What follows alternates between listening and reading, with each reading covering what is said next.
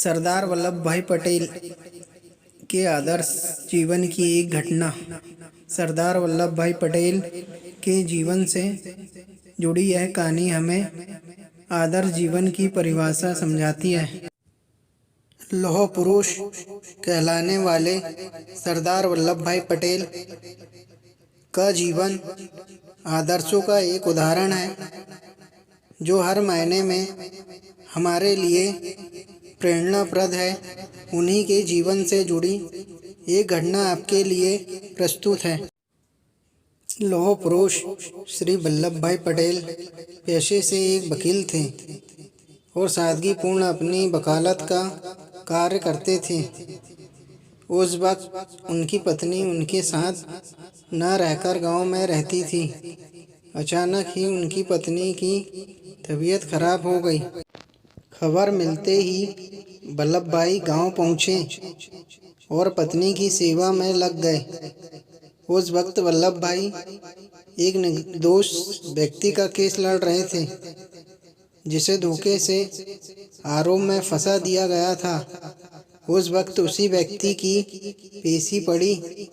वल्लभ भाई को टेलीग्राम के जरिए संदेश आया।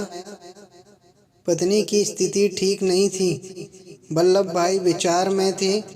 उनके यह भाव देख पत्नी ने कहा, आप जाइए, ये आपका कर्तव्य है। कहीं ऐसा न हो कि आपके न जाने से किसी बेकसूर को सजा मिल जाए। वल्लभ भाई ने तुरंत जाने का निर्णय लिया। वल्लभ भाई ने केस की तैयारी की और अदालत में जाकर बैठे।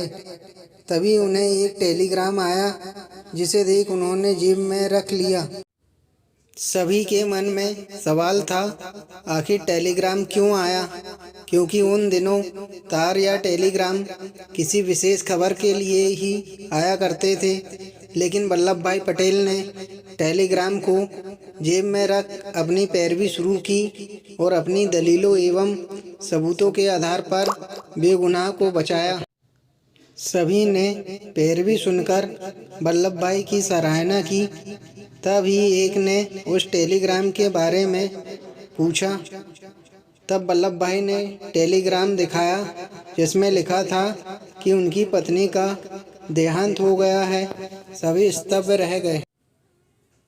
उनसे पूछा गया कि वे अपनी बीमार पत्नी को छोड़कर क्यों आए हैं।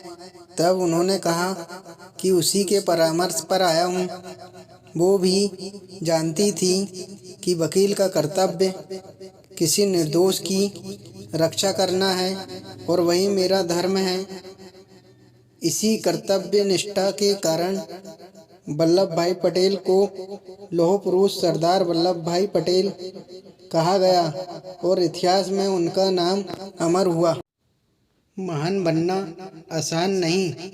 इतिहास के जिन पन्नों में ऐसे महानतम व्यक्ति का नाम होता है, वही उनकी कुर्बानी और सहनशीलता की आधारशिला पर ही उनके व्यक्तित्व का निर्माण होता है। साधारण व्यक्ति के लिए इस तरह की सोच की कल्पना भी साहस की बात है। जीवन में कई ऐसे मोड़ आते हैं जब भावनाओं को परे रख इंसान को कर्तव्य के पथ पर चलना होता है, और जो यह कर पाता है वही महानतम बनता है।